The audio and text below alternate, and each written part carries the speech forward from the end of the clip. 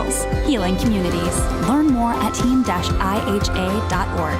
Sponsored by the Illinois Health and Hospital Association. Aired in cooperation with the Illinois Broadcasters Association and this station. Portions of the following show may be pre-recorded. AM 560, The Answer. If we want to preserve our constitutional republic, we need an informed and educated citizenry. And that's what this show is all about. Find out what's really happening. It's time to stop the lies and learn the truth. This is The Real Story with your host, Jeanne Ives. Welcome. Thanks for joining me this Sunday night. We are broadcasting live, so I would appreciate your phone calls. 312-642-5600. I got some flexibility in my schedule tonight to take those calls. It's been, again, another shattering week when it comes to news. There's been a lot going on. And, of course, the news just broke about a half hour ago that it appears that they're getting close to having ending the government shutdown, as the Senate is apparently going to make a deal with the Democrats in that, it's all about those health insurance premiums, those extra premiums that were sent by Biden during the COVID years that are going away. It appears that they may just send additional premiums to individuals and let them decide what kind of insurance they want to buy instead of giving it to greedy insurance companies. And it appears that maybe there might be 8 votes on the Democrat side, at least, to get something done and to stop this shutdown. Now, I think it's been illuminating, honestly, the government shutdown. What have we seen most people be affected by? Well, certainly those who have not been paid, who are doing the real work in the federal government that we depend on. And those would be essentially the public safety people, the military folks, people that inspect our beef, for example, people that inspect for environmental concerns, things like that. Yeah, we need them. We definitely need them. And but more than anything, I think people have been inconvenienced by the cancellation of numerous flights. I think just today there were over 2,200 flights that were actually canceled, over 7,200 that were delayed in some respect. And so it has wreaked havoc on travel across the United States, travel that many business folks actually depend on. I know there's a lot of folks who travel every single week for business, and it's been a nightmare. And it didn't happen just during the shutdown. It's been happening for a long time. Travel has become a hassle if you're considering flying, and it shouldn't be. It should be something that you look forward to doing, getting there quickly. It hasn't been that way. So definitely we need to get air traffic under control, and we definitely want people to be safe out there. So it's good. The shutdown's ending. However, it'll be interesting. Do we learn anything from this? Is there anything that was people that were fired, for example, that will not be returning that will make a difference? There's a lot more to discover under this thing. As far as food stamps go, I imagine that that's going to be a dicey thing. And then the other big question, are we just going to see this again in 90 days? Is this continuing resolution only for 90 days? I don't even know what they're going to agree upon. Is it for 4 months, 5 months, you name it? Or is it actually a full year budget that they will come to agreement on? I don't think so. I think this is all part of the Democrat plan for chaos in the Trump administration. Now, in the first administration, as you know, with Arctic Frost, they were investigating all sorts of senior folks on the Republican side. And then they tried to derail Trump's entire term with the fake Russian collusion investigation. That actually worked. He did get derailed to some degree. And so this time they don't have that ability because everybody's on to them.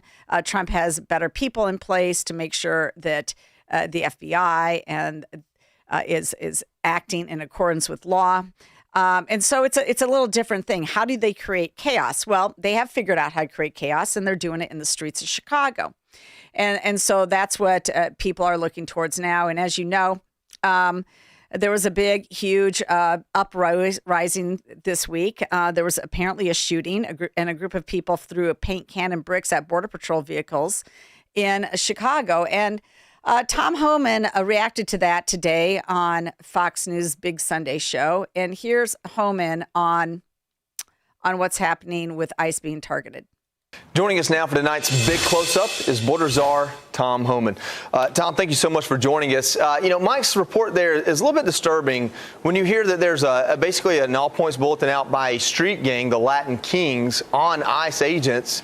Is that are we seeing this kind of war between our federal government and these cartels and street gangs boiling up, or is it too soon to kind of make a determination on that? Oh, no, it's there. It's been there, and it's getting worse. And I said, Joey, back in March on a Fox show, I said if the hateful rhetoric continues, especially from members of Congress, comparing ICE and Nazis and racists and the Gestapo, there's going to be bloodshed. The shooting at the Border Patrol in Chicago was just the latest shooting. We had a shooting at a Border Patrol facility in Texas a few months ago. That shooter was killed by Border Patrol. We had another guy showed up at an ICE office in Dallas, killed 2 detainees. He shot himself. Another guy showed up at a detention facility in Texas, wounded a local police officer that responded to the scene to help the ICE officers in that facility. Several aliens have been shot and killed during these operations. And the bottom line is the bloodshed is going to continue as long as the rhetoric continues, especially from members of Congress. It emboldens the bad guy to take actions against ICE and Border Patrol agents. Yeah, you'd imagine Pritzker, Johnson will do something about it. Oh, no, Pritzker and Johnson, they're not doing anything about it at all. In fact, they're encouraging it. And it's gotten to the point where chaos just keeps on, accelerating in Chicago and in the suburbs. Pritzker's policies invite more chaos over immigrant enforcement operations. And we've continued to make that national news. We've had this other thing, like you just had 14 suburban moms do a sit-in right in front of Broadview ICE facility, thinking like that's going to make a difference.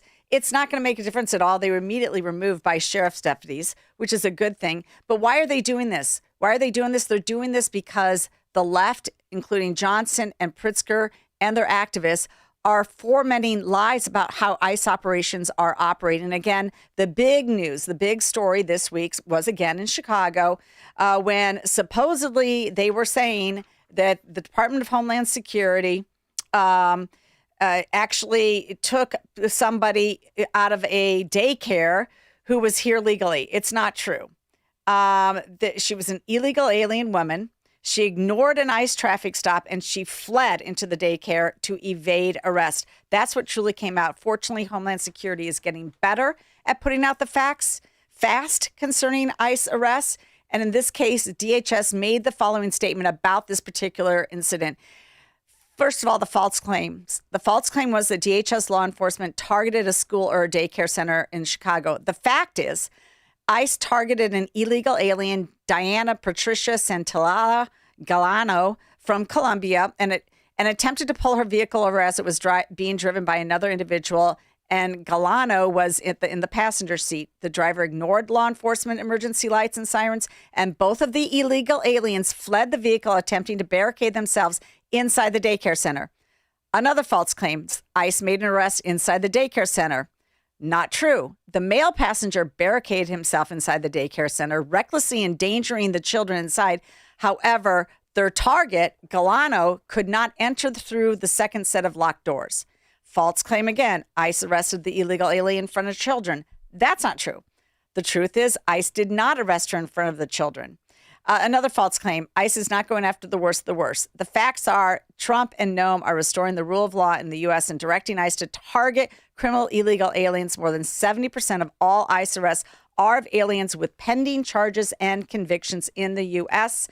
Another false claim was that she was in the country illegally with an employment authorization. The fact is, the work authorization does not confer any type of legal status to be in the U.S. The illegal alien's work authorization was approved by the Biden administration, which exploited this loophole to help facilitate the invasion of the country. On top of it is also alleged that Galano is accused of child trafficking by paying cartels to smuggle in her 2 teenage children. So as you see, false narratives all around. Of course, this one incident, though, got blown up by the politicians, by the media, and everyone else, and they stoked the revolt that led to the actual shooting, alleged shooting of ICE agents. Nobody was injured. They can't find the shooter. There's a manhunt now about that. And then it also led to this suburban mom sit-in at Broadview. Give me a break. These people need a life. I'm telling you, if this is all that they have to do. And so this chaos, though, where's this chaos that's being fomented by the left? Why is it? Well, VDH, Victor Davis Hanson, has an incredible article about this. Does the Democrats' chaos strategy work? He wrote this and published it in American Greatness this week. And, I think he's right here. I think it is working. He says Democrats' chaotic nihilism still works. The chaos strategy causes so much turmoil, noise, and negative media coverage that the confused voting public simply cannot sort it all out. The public wishes the upheaval would just go away and often blames those with the most current authority, logically, the incumbent Trump and his administration. And he notes every day of Trump's first year, there were either campus eruptions, Tesla fire bombings, street violence against ICE, or crazy district judges' injunctions. The bedlam becomes force multiplied by unhinged outbursts from Democrats like AOC, Jasmine Crockett, Eric Swalwell, and the proverbial squad. The latest firecracker was thrown by a now Biden-like faltering Nancy Pelosi, who recently screamed on CNN that President Trump is just a vile creature, the worst thing on the face of the earth. So he continues. The public has no time to sort out all the actual causes for such mad hattery. It knows only from Democrats that the commotion is roughly correlated to Trump. So that's what they're doing. They don't have the levers of power. They didn't put in place I forgot what Lisa Strzok or Peter Strzok and Lisa Page called it, what they call an insurance policy against the Trump administration. They don't have an insurance policy anymore. They don't have Russian collusion hoax. They've got a lot more savvier staff under Trump who's not going to, collude with the Democrats in any way. And so now their only choice is to create chaos, and they're doing quite a bit of it. Okay, we're going to take a short break, and I'll be back more about Ken Griffin's comments at the American Business Forum in Miami this week. It's very illuminating. We'll be right back. This is Jeanne Ives on The Real Story. Scott Jennings explains the impact of the shutdown. House Minority Leader Hakeem Jeffries said that he is opposing a Senate Republican bill to extend pay to the troops and to some federal workers during the shutdown, all to appease a radical left-wing base. It is pathetic political theater. The Scott Jennings Show. Weekdays at 1, right before Hugh Hewitt at 2 on AM 560. The Answer. The American military brings together brave men and women from across the country who have chosen to answer the call when their country needs them most. At aviatorfuel.com, we know the military because we live the military life. With books written by a Navy pilot and run by a hard-working military spouse, aviatorfuel.com is proud of our service and our country. That's why we never compromise on authenticity. Our cocktail books are modeled off the real Army, Navy, and Marine pilot checklists that military aviators have used for decades. But instead of a procedure on how to handle an engine fire, you'll find the procedure for how to make a mojito. From classic recipes to military specials like the Queen of Battle or the Afterburner, our cocktail books have something special for every veteran. So go to aviatorfuel.com and get ready to raise a glass to the brave men and women who serve our country. That's aviatorfuel.com.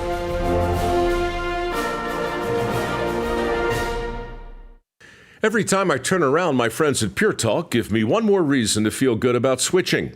This month, for instance, they're supporting Canines for Warriors, a terrific organization that trains rescue dogs and then pairs them up with combat veterans struggling with PTSD. The result? They're saving lives on both ends of the leash. This is why I switched to Pure Talk. I like being in business with an American wireless company who shares my values. Yeah, I appreciate unlimited talk, text, and plenty of 5G data for just $25 a month, and I bet you will too. But I think you'll really appreciate doing business with a company who gives back to the men and women who volunteered to defend our country. Just dial pound 250, say micro. With Pure Talk's U.S. customer service team, you can switch in as little as 10 minutes.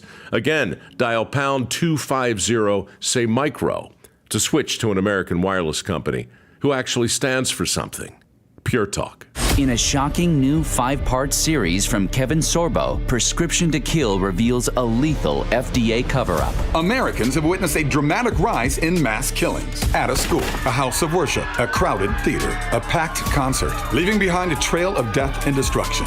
But what's behind this sudden surge of lethal violence? One determined researcher cracked open the FDA vault, exposing for the first time secret files linking prescription drugs to mass shootings and infamous murders. There is a reason that we are the leader in unprovoked mass murder in this country, and it's our over-prescription of psychiatric drugs. There's no doubt about it. In Prescription to Kill, we investigate the hidden connection between the pharmaceutical industry and America's culture of violence. What their doctor doesn't know could kill you. Discover the truth that could save many lives. Don't miss Prescription to Kill. Watch it now on salemnow.com. That's salemnow.com. You're listening to The Real Story with your host, Jeanne Ives. Well, welcome back. So much more to cover. We were just covering the chaos in Chicago, and that's actually the title of the show because there is so much chaos. And certainly one man who is glad to be out of it and out of Chicago has got to be Ken Griffin. He says that, and he says that repeatedly, and again, he said it this week. Of course, Ken Griffin was Illinois' wealthiest individual, but then in 2022, he pulled up stakes that he had put down in Chicago after nearly 30 years of being here, and he moved back to Miami in the state that he grew up in. And so he reminded the world of why he actually did pull up stakes, and he was on with Bret Baier at the American Business Forum on Wednesday. And here's what he said. This is a little bit about the Mandani election and him leaving Chicago. Take a listen. I want to talk about your passions here in Miami and education and all that you're doing, but that gives me a little entree into breaking news. Last night, Zohran Mamdani wins the mayor in New York City. There are some people looking at that saying, you know, it's a different environment for businesses, and is it going to lead to an exodus? Will there be a ton of businesses and people who come to a place like this in Miami as a result of that? Knowing what you know, and you've obviously moved to Miami from Chicago, what do you think of last night's result there? Well, I mean, for the people of New York, I pray that the policies that Mamdani uses to govern and lead New York are different than the talking points he used to win the mayoral race. The people of New York deserve better.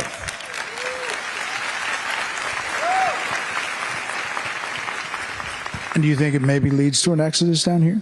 Right, and so if I look at Miami, and I look at why Miami is so successful, the focus on education, the focus on public safety. These are safe streets. We live in a safe city. The focus on community. This is a city that has great pride in what we've accomplished together and what we will accomplish ahead. I've lived in a failed city-state. I lived in Chicago for 30-some years. I had 2 colleagues who had bullets fly through their cars. I had a colleague stabbed outside the front door of our office. I had 25 bullet holes in the front of my building where I lived. You can't live in a city awash in violent crime and feel proud to call that place home. So I'm grateful for the leadership in the state of Florida. This is a great place to call home. And I hope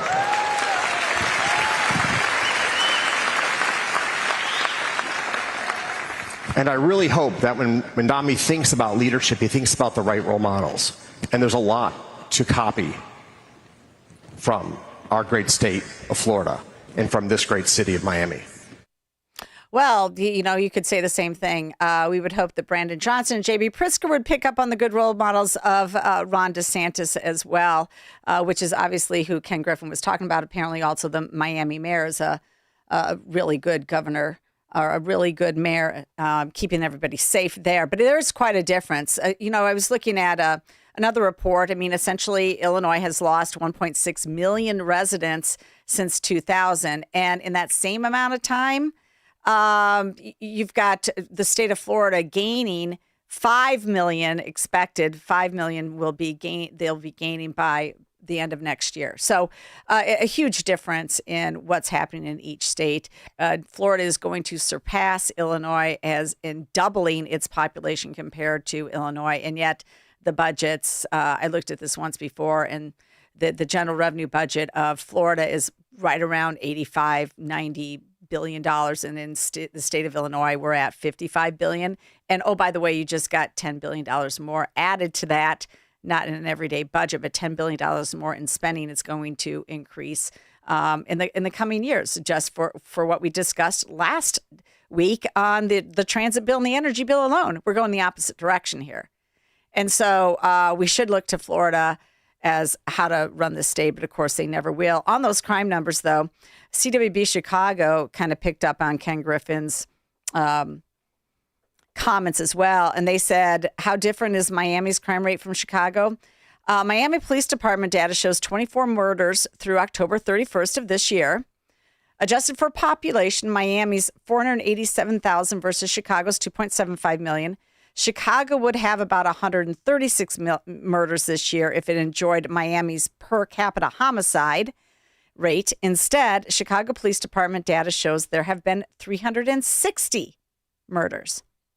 The city's also diverged sharply on other violent crimes. Miami police recorded 320 robberies through October, while Chicago logged 5,050 cases, about 3,200 more than it would have had at Miami's rate. So there you go. Chicago, relative to Miami, is awash in crime. Awash in it. There's no doubt about it. And by the way, Governor DeSantis, he's thinking about getting rid of the property taxes, the homestead property tax. I think we could like that. We would like that a lot. And what did they do last week? Oh, they are patting themselves on the back, those Democrats and Republicans, by the way. I saw them bragging about this. It's nothing to brag about. They raised the income threshold for where the senior freeze from $65,000 to $75,000. And they think they're calling that major property tax reform. It's not a bit. And all it does is shift the burden to other taxpayers. So there you go. There's a huge difference in how they're doing it. But a little bit more from Ken Griffin. He had a lot to say, and I just looked at about a 21-minute clip of it, and there was so much. I mean, the whole clip I'd love to play for y'all, but I can't. So we're going to do this one on, let's do this one on investments in Miami. When you talk about education, why is education particularly important to you, and what brought you to Success Academy and bringing it here? So let's be clear. Education is the on-ramp to the American dream. Every student in our country who has a world-class education has an extraordinarily high chance of living the life that we all dream to live. And our country lets down every student who doesn't have a great education. Because in this world where skills are so important, that on-ramp to the American dream, that road's just closed. And I've lived in a city, Illinois has 50-some schools 2 years ago where not a single child performed at grade level. The American dream is closed to those children. It's a disgrace. Success Academy proves that every child can get on that on-ramp. In the city of New York, where they admit children from the inner city, 100% of their graduates go on to a college education. When you walk in their classrooms and you see the enthusiasm of the teachers, the engagement of the kids, it is so uplifting. Like, you see the future of our country, and you see it in a population that too many politicians say can't learn and can't be educated, and they make up a litany of excuses. And Eva Moskowitz proves that they're just excuses, that every child in this country deserves and has the opportunity to live the American dream. So there you go. And when you lose somebody like Ken Griffin, you also lose a lot of investment that went to school choice and opportunity scholarships in the state of Illinois. Well, those have all gone away under Governor Pritzker. We'll see if he even adopts the federal tax credit scholarship program, which must be adopted by states in order for that money to flow into Illinois and flow to private school options for kids stuck in terrible schools. As he noted, 50 schools 2 years ago in Chicago, no kid read or did math at grade level. I wonder if that's still true, because of course they moved the needle. They moved the bar, right? They moved the testing standards lower, so it could look like school students are doing better in the state of Illinois. That was their solution to terrible, terrible results. we'll just lower the bar. So it looks like more kids are getting, are at least at grade level. Anyway, there's a lot more to talk about with this topic. We'll have more clips from his show, but coming up after the break, I have a special Illinoisan. He doesn't live here anymore, but he grew up here. Seamus Coughlin with FreedomToons is on to talk about his new full-feature movie that he's putting together. We'll be right back. This is The Real Story with Jeanne Ives.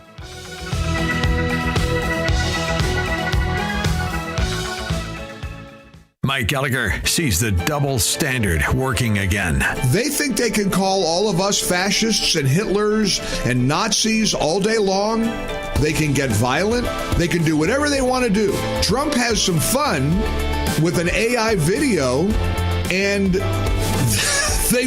they melt down like the Wicked Witch of the West getting a bucket of water dumped on her. The Mike Gallagher Show, weekdays at 9 on AM 560. The Answer.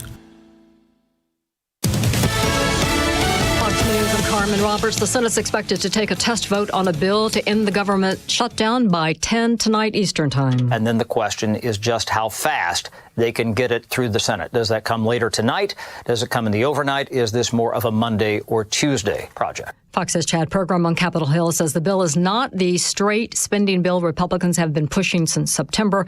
There are 3 bills that fund Congress, the Department of Agriculture, and veterans programs through next fall. Federal and state officials are investigating 13 cases of infant botulism in 10 states. It's linked to baby formula, which is being recalled.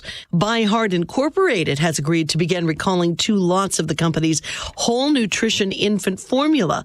The FDA says no deaths were reported. Fox's Daria Albiner, America's listening to Fox News.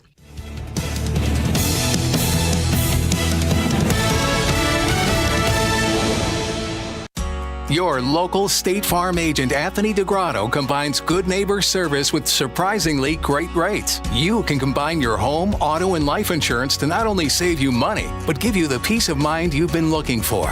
Anthony DeGrotto is your go-to agent in Chicagoland. He and his team will work for you to provide the best service you expect at the price you want. Combine your home, auto, and life insurance today. Anthony DeGrotto will help you mix and match things perfectly. His State Farm office is a top pick 2024 Daily Herald Reader's Choice Award winner. He's a proud supporter of Tunnel to Towers and like-minded as you. His State Farm agency is currently looking to add members at their Roselle office. Call Anthony at 847-895-1500 today or visit DeGrottoSF.com. That's DeGrottoSF.com. Like a good neighbor, State Farm is there. Individual premiums will vary by customer. All applicants subject to State Farm underwriting requirements. Sean Thompson here, and I'm with attorney Bert Hochberg from the law firm of Schiller, Ducanto, and Fleck. We're talking about divorce arbitration. This is not really a new, or is it a new, innovative way to go through divorce? Arbitration has been around for decades. It's completely legit and available to resolve divorce cases. The litigants and their lawyers sign an arbitration agreement. They identify what the issues are, and we set up dates, and we determine what experts and witnesses there may be. Arbitration is a hearing, a trial that is intended to finish a case efficiently with limited appeal, with a binding decision, and it's confidential, so it has some great characteristics. I think it's a unique alternative to divorce. For more information, please visit sdflaw.com and type Bert Hochberg into the search box. That's sdflaw.com or call direct 773-255-6150. In today's fast-paced world, professionals face endless projects, deadlines, competition. To thrive, you need mental clarity, sharp focus, and reliable memory. That's why the same company that brings you Relief Factor created Think Factor. Think Factor is designed to help you think clearer and perform better daily. It's a powerful blend of nutrients that supercharges your memory and sharpens your focus. You can stay on top of your work and outshine the competition. After a couple of weeks of taking Think Factor, I noticed a dramatic difference in my clarity, my focus, even my memory. And you know what? The longer you take Think Factor, the better the results are. If you've ever felt mentally foggy or struggled to keep up with everything on your plate, well, Think Factor can help you reclaim your cognitive edge and thrive in your life. Call 800-4RELIEF, 800-4RELIEF, or visit ReliefFactor.com, ReliefFactor.com to order Think Factor. Call 800-4RELIEF or visit relieffactor.com. Your first bottle, just $19.95. Think Factor. Think clearer, perform better daily. Perhaps you're a collector. Or perhaps all of a sudden you have a collection. Maybe it's an inheritance. How do you know what it's worth?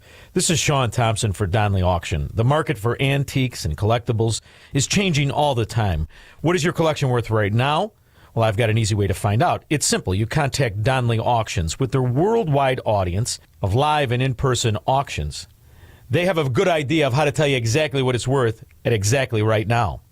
They're ready to put top dollar in your pocket. The bigger the collection, the better. Go to DonnellyAuctions.com and get the info on all things that they buy and sell to have an idea of exactly what Donnelly does and how much they need your collection. They have so many buyers, it's a great time to sell. Just simply make a phone call. Donnelly has traveled all over the country to pick up collections. Just call and talk to the people at Donnelly Auctions at 815-923-7000. Donnelly Auctions is your trusted partner in turning your collections into cash. DonnellyAuctions.com. The Real Story with Jeanne Ives continues on AM 560. The Answer. Welcome back. Thanks for joining me here tonight. Got a little treat for you. Got somebody special who's going to talk about what he does. But let me just give you a sample of that. This particular tune is called Antifa Doesn't Exist. Take a listen. And thank goodness Trump declared Antifa a terror group. No, Antifa's just an idea. Antifa isn't real. What? Who burned down all these buildings? An idea did. Those buildings were burnt down by ideas. Yeah, a bunch of us notions got together for a brainstorm session. Okay, who were those guys that tried to kill Kyle Rittenhouse? Idea people. Idea people? Some of our top notions. They said you could kill the man, but not the idea. We didn't know how wrong they were. So Antifa is just a group of ideas that riots. Yes, thank you. And has uniforms. These aren't uniforms. It's just clothing we uniformly wear. As a group of abstractions. We aren't an organization. Okay, so what exactly is the idea? I don't remember. Let's call headquarters to ask. Antifa Seattle, this is Lilith speaking. Hey, I'm arguing with a right-winger. What's our idea again? Okay,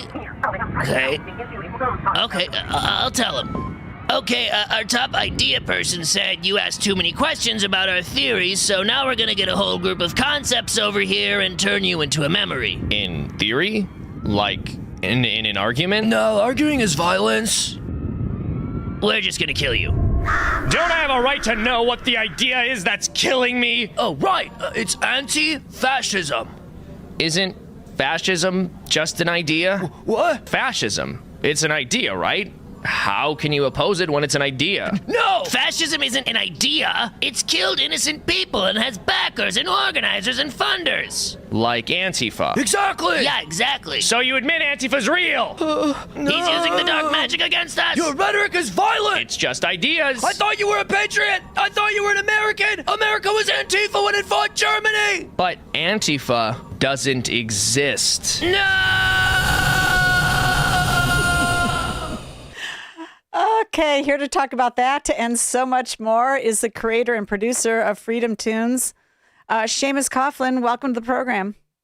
Thank you so much for having me. Yeah, that's a cartoon that we released a couple of weeks ago. Obviously, the audience can't see the little animated bits, but if you guys are interested, head over to FreedomToons.com or you can look us up on YouTube. Thank you so much for having me, Jeanne. Oh, well, thank you. I mean, Seamus grew up in the Chicago suburbs, and he's very young.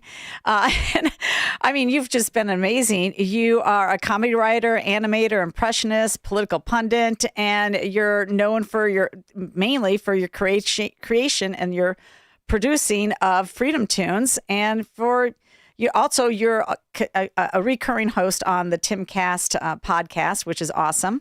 And anyway, I wanted to bring you on tonight to talk about what you do, how you got there, how it all began, and what your next venture is. So why don't you just start with how you even got involved in this and how you became such a staunch conservative? Yeah, of course. Well, firstly, I also want to mention Tim is a Chicago guy. Yes. So, and he and I, funny enough, we didn't meet until we were much older, but then we found out that we had mutuals because originally before we moved out to the suburbs, we were from the same part of the city, which is a really funny coincidence. So yeah, a lot of Chicago people out there, a lot of Illinois people out there doing good things, trying to change the national landscape, even though Illinois isn't saddled with the best government. The people in Illinois are phenomenal. And so, yeah, I am conservative, as mentioned.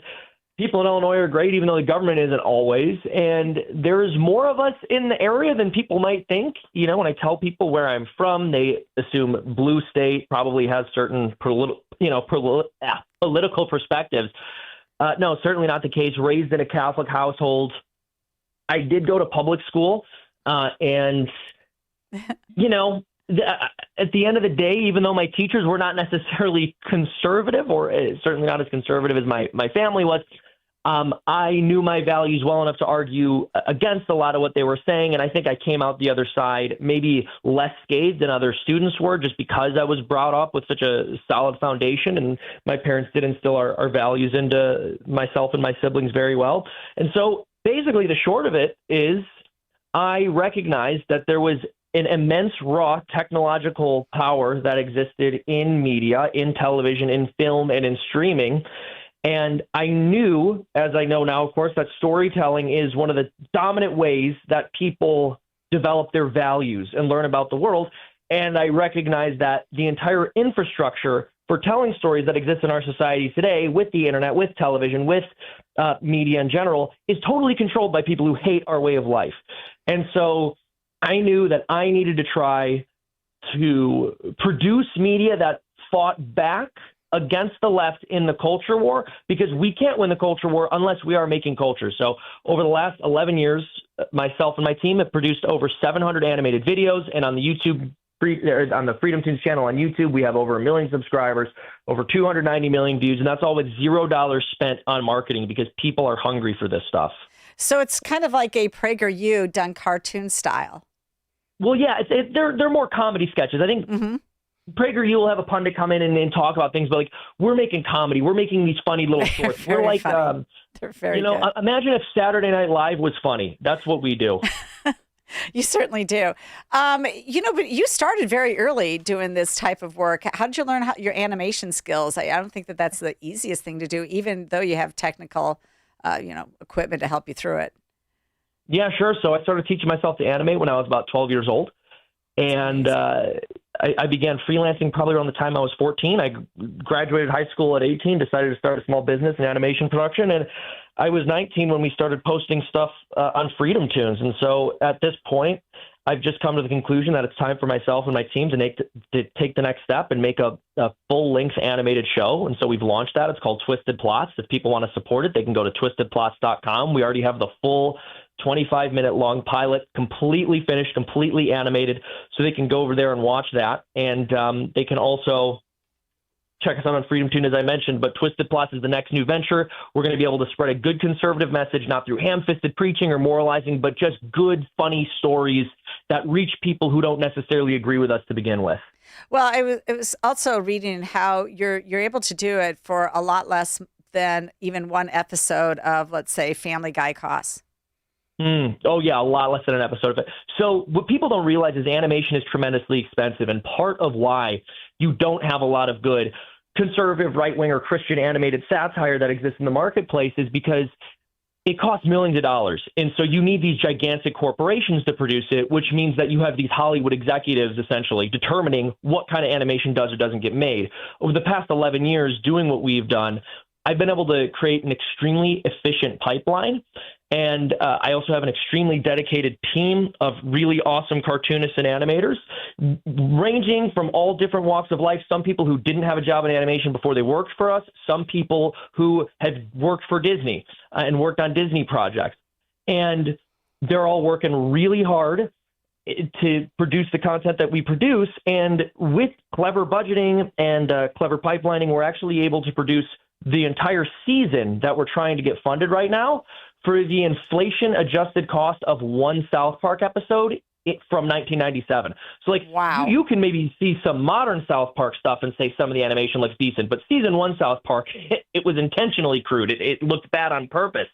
even so, each of those episodes, they cost $250,000 to produce. Adjusted for inflation, that's $500,000. It's about $510,000. We're going to be able to produce our entire first season for that amount. And actually, we've already raised about $340,000. So we're getting there, and we're in the home stretch now. So we've only got about a week left. The campaign has run for our timeline has been to do it in roughly a month, a little bit longer than that. And so we're reaching the home stretch. If you guys believe that the right needs to take back entertainment, if you want content produced by people who don't hate you and hate your way of life and hate your values, go over to FreedomToons.com, pledge $50. I'm sorry, TwistedPlots.com. TwistedPlots.com, pledge $25, $50. Help us to reach the finish line, because with every donation, a very clear message is sent to the industry. We're sick and tired of the woke nonsense. We're sick and tired of the far left. We're sick and tired of entertainment being produced by people who hate us and hate our way of life and are chipping away at our culture through propaganda and have been doing so for decades. We are ready to fight back, and we want the content to be produced by people we know, genuinely believe, and who are also grassroots, not giant industry titans trying to come into the movement later to profit off of it once it's popular. TwistedPlots.com. Oh, it's so awesome. Now, I know I can't remember how much it is, but if you wanted to become a avatar or some sort of like cartoon character in the episode, right? You can pay a certain amount, and you're gonna you'll put like Jeanne Ives in there or something. Well, so we actually sold out of that. You sold out of those. Okay. That's pretty expensive. Yeah. But there are all sorts of other perks people can get. For example, if you donate at any amount, you will be able to watch the entire first episode. We've also got other stuff. And by the way, you watch the first episode, we also want your feedback, because we've already produced that 25-minute long pilot. We want your feedback. We take our audience seriously, and we know that the way for this to be successful is to listen to you guys, to ensure that this is the kind of product that y'all want. So if you go over to TwistedPlots.com, you'll see there's a whole list of different perks you can get as thank yous for donating based on the level that you donate at.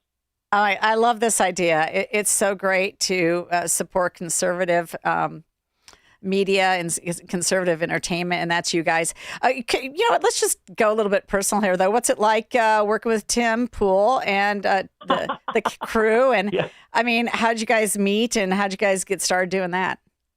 You know, it's really funny. I met Tim 5 years ago now. Okay. And which, by the way, my son's the only one who ever told me about Timcast. I'm like, what? Who's this guy? What? And then I found out he's from Chicago. I'm like, well, okay. I mean, come back here. We need you here. But go ahead.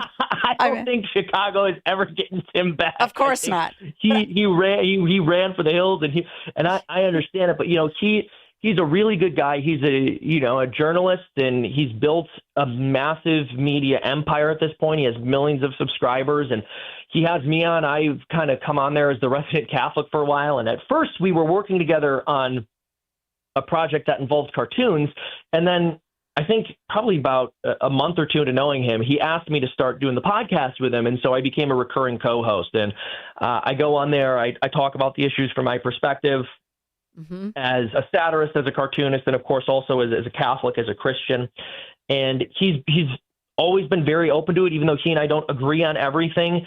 He has always been he's always been very good to me and given me a platform to speak my values. He's genuinely one of my best friends. I mean, he is a really, really good dude. We know each other pretty well at this point.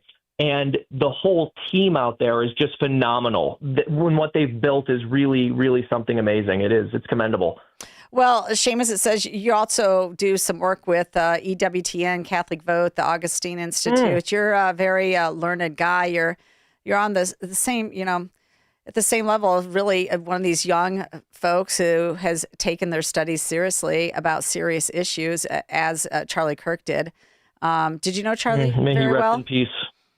No, I didn't. And so I just want to mention about these organizations. Yeah, I have done work with the EWTN, Augustine Institute, Catholic Vote at different points in time. These are organizations I've collaborated with, and I am very honored to have worked with them because they're all awesome institutions. As far as Charlie Kirk goes, I didn't know him very well. I met him once, and we did about a 2.5-hour long podcast at America Fest. It was me, him, Tim, Tucker Carlson, I remember Luke that. Rukowski, Ian Crossland. It was a great conversation. I wish I could have gotten to know him better. But even though I didn't know him very well, I mean, his death hit me very hard, just as it hit everybody else very hard. I knew full-grown men who weren't even all that interested in politics, who were in tears after he was murdered because it was so horrifying and horrible. But it just goes to show you what we're up against today. Absolutely. And he stood up for the truth, and God bless him for that. All right. Well, I want to thank you so much. It's such an honor to have you on my radio show. And I want all my listeners to go to Twisted Plots and go ahead and help him out. And let's get this first episode, or the first set done for him. Seamus Coughlin, thank you so much. Really appreciate your time tonight. Thank you guys so much. TwistedPlots.com. Help us to get to the finish line. If you don't want the radical left controlling your entertainment forever, we've only got a couple days left. TwistedPlots.com. Thank you so much, Jeannie, and God bless you. God bless you. We'll be right back. This is The Real Story with Jeannie Ives.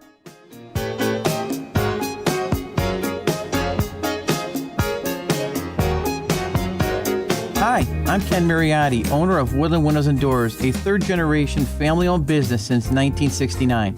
We know you're bombarded by choices when shopping for new windows or doors, so we're inviting you to experience the Woodland difference.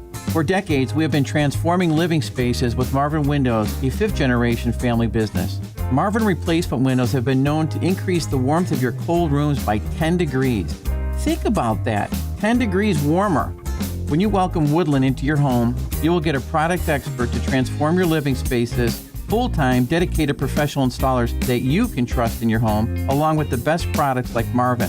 These are the reasons we're proud of our 5-star reviews and family legacy. No gimmicks, no pressure, and upfront pricing are why Woodland Windows and Doors is your trusted window and door expert in Chicagoland. Visit woodlandwindows.com to book your free in-home expert consultation. That's woodlandwindows.com, or stop by our showroom at the corner of Lake and Geary in Roselle. You need a construction company, but who? Call Crosscom. A construction company you can trust that shares your Christian and conservative values. For decades, Crosscom has been doing work in Chicagoland, Northwest Indiana, and Wisconsin. Roofs, siding, windows, doors, gutters, basically everything for your home or business, even solar. Quality work and professional services that make you feel great about your decision to work with Crosscom. Call Crosscom. 630-871-5500. Give them a chance to earn your business. If your repairs are due to storm, fire, or flood damage, you need to call Crosscom. They're licensed public adjusters. They work for you, not the insurance company. Crosscom will work to get you the money you deserve, the maximum payout. They know the insurance companies and how to deal with them. They win for you. Call Crosscom. Crosscom Construction and Public Adjusters. This is Dan Lights with Crosscom.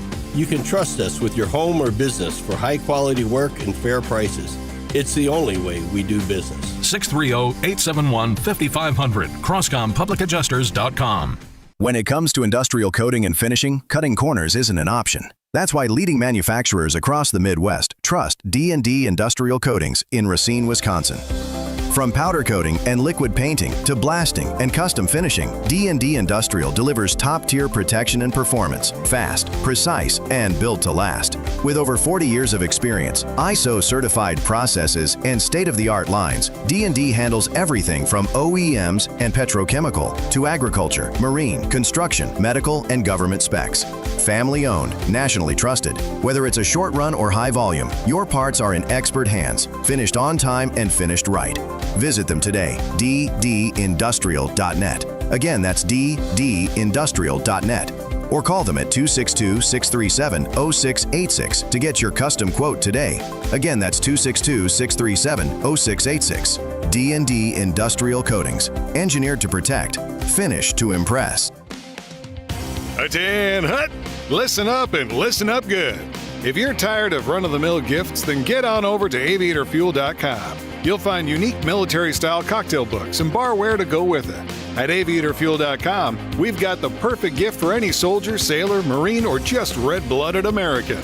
You'll especially love our military cocktail checklists, modeled off the real Army, Navy, and Marine pilot checklists that military aviators have used for decades. These award-winning books are authentic replicas, but instead of a procedure on how to handle an engine fire, you'll find the procedure for how to make a mojito. written with military jargon throughout. So pick up a cocktail checklist from aviatorfuel.com. Invite some old friends to share war stories over cocktails. Your perfect libation is inside the cocktail checklist. And don't forget matching military-themed barware. Go to aviatorfuel.com and get ready to raise a glass to the brave men and women who serve our country. That's aviatorfuel.com.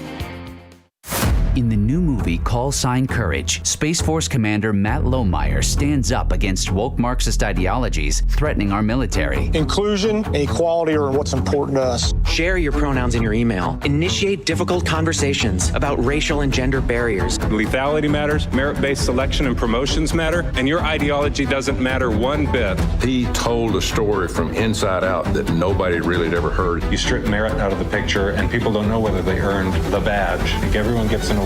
You know, he needs to shut up and get his pension. Race identity politics, critical race theory, white fragility, your white guilt, your white supremacy. But he knew that if he didn't speak up, no one else was going to speak up. We need lethality in the military, period. The career officers kicked him out, and then President Trump put him in charge of solving the problem. We're not going to get better than him. Don't miss Call Sign Courage, the Matt Lohmeyer story. Pre-order it today at callsigncourage.com. Callsigncourage.com. The Real Story with Jeanne Ives continues on AM 560. The Answer. All right, I hope you guys took time during that break to go to twistedplots.com and, give Seamus and his crew. It's just something. I appreciate his creativity and his focus on bringing the conservative message out in a funny and comedic way. I mean, this is just really great work that he's doing. And, you can't put a price on that. It takes a lot of ingenuity to come up with even just the plots for the stories that he does. He takes, things that are happening in the media and he just turns it into something funny. I did play that Antifa clip one, and that you could just hear, but you should see the animation that goes with it. This is the way that we do capture the youth to some degrees. We know how Trump won. Trump won by going alt media.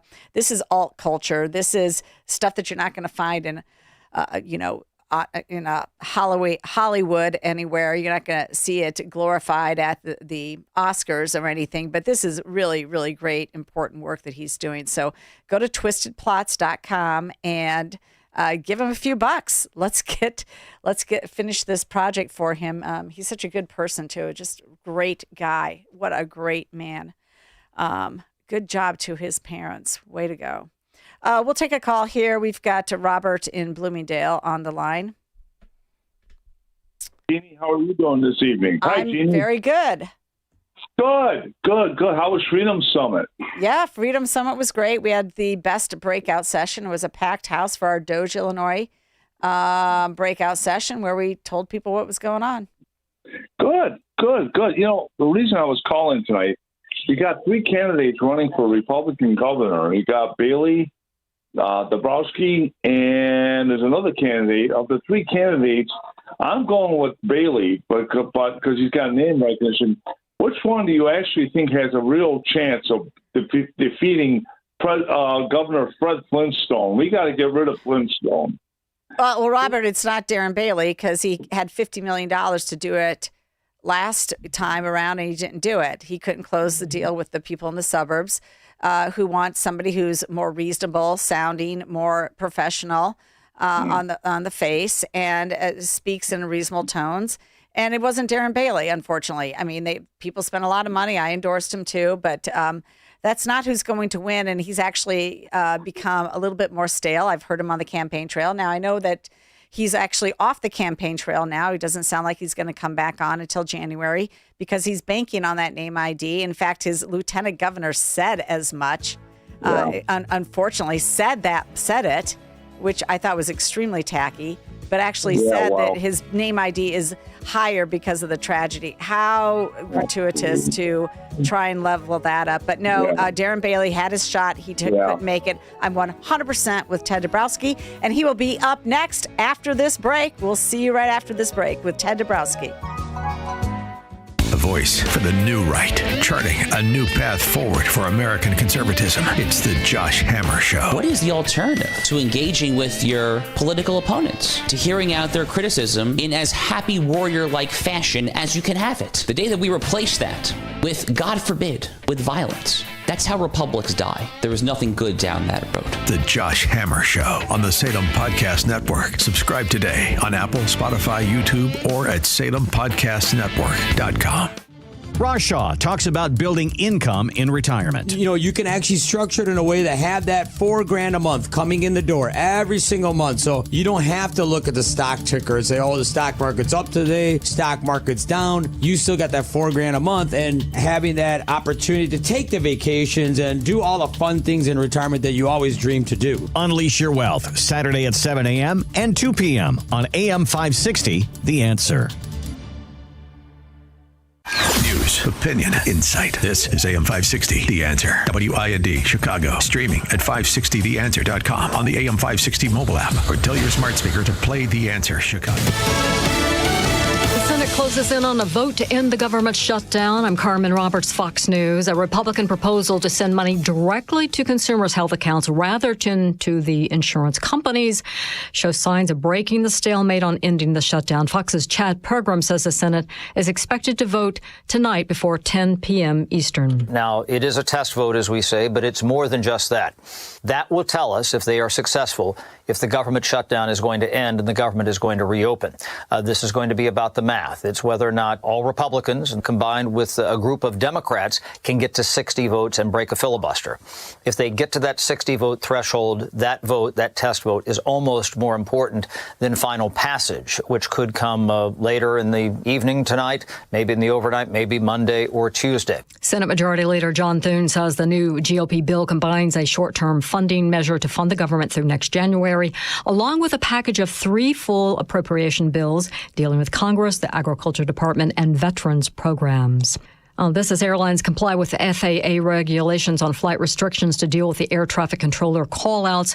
Airlines have canceled nearly 2,700 flights so far today, and delays are nearing 10,000. And Transportation Secretary Sean Duffy tells Fox News, if the government shutdown continues, it's only going to get worse. Yes, you'll have a few flights taking off and landing at our different airports across the country, but the thousands of flights that happen every day to move people around the country for this great American holiday, it's not going to happen. San Francisco police are investigating a shooting outside a supermarket that left 5 people injured, 1 seriously. And the man who helped bring peace and labor riches to the NFL has died. Paul Tagliabue served as NFL commissioner for 17 years. He was 84 years old. America's listening to Fox News.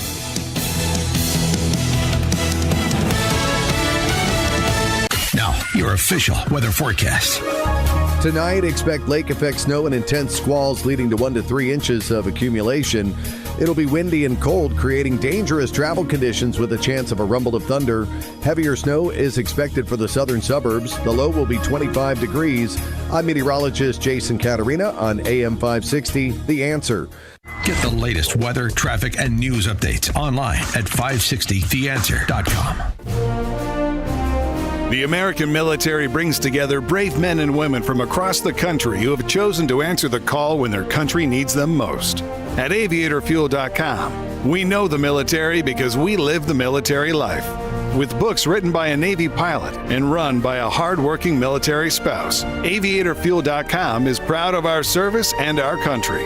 That's why we never compromise on authenticity. Our cocktail books are modeled off the real Army, Navy, and Marine pilot checklists that military aviators have used for decades. But instead of a procedure on how to handle an engine fire, you'll find the procedure for how to make a mojito. From classic recipes to military specials like the Queen of Battle or the Afterburner, our cocktail books have something special for every veteran. So go to aviatorfuel.com and get ready to raise a glass to the brave men and women who serve our country. That's aviatorfuel.com.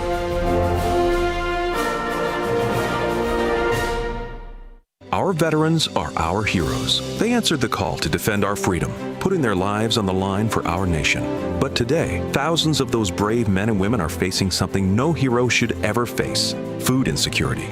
That's where Farm to Veteran comes in. Through the Fulcrum Farm Foundation, this remarkable organization delivers farm-fresh, nutritious food directly to veterans in need through veteran services and organizations. From greenhouse-grown produce to eggs, they're ensuring our heroes have access to the high-quality food they deserve. But Farm to Veteran can't do it alone. They need our help. Your financial contribution directly supports their mission to feed more veterans across their growing network of partner farms nationwide. And there's another way you can make a difference. Join them at their upcoming community events. Visit farmtoveteran.com today. That's farm2veteran.com to donate or learn about events near you. Because those who served our country shouldn't have to wonder where their next meal is coming from. Let's stand with those who stood for us. That's farm2veteran.com. You need to be tuning into the Retirement Success Blueprint with Michael Stewart, the radio companion to the Amazon best-selling book, Success Blueprint, How to Build the Retirement You Deserve. Each week, Michael shares strategies designed to help reduce market risk through income-generating investments that can provide steady returns. Because if you can avoid a big loss, you don't need to take big risks. Catch the Retirement Success Blueprint with Michael Stewart, Saturday mornings at 10, right here on AM 560, The Answer. Portions of the following show may be pre-recorded. AM 560, The Answer.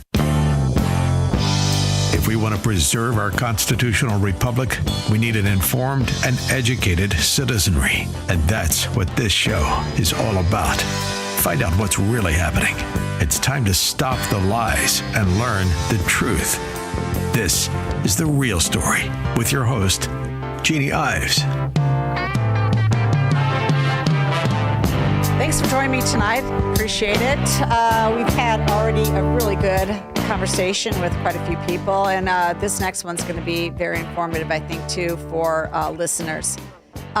Before we get there, though, I know what else is on people's mind is the fact that on Tuesday, it appears that, Republican policies were rejected, or at least that's what they want you to believe. They were rejected in New York City, Virginia, and New Jersey. Of course, there's a lot more to that conversation than what meets the eye. Now, the Politico has a podcast called The Conversation. It's run by Dasha Burns, and she had on James Blair, who's a deputy chief of staff for Trump, and he actually was his political strategist, too, on the campaign trail.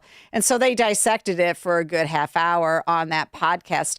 I pulled a few clips because I thought that they were important to hear about what Trump's main strategist is thinking. Of course, this is, everybody's got their own opinion about stuff like this. But this is what he had to say on what's on voters' minds. Take a listen.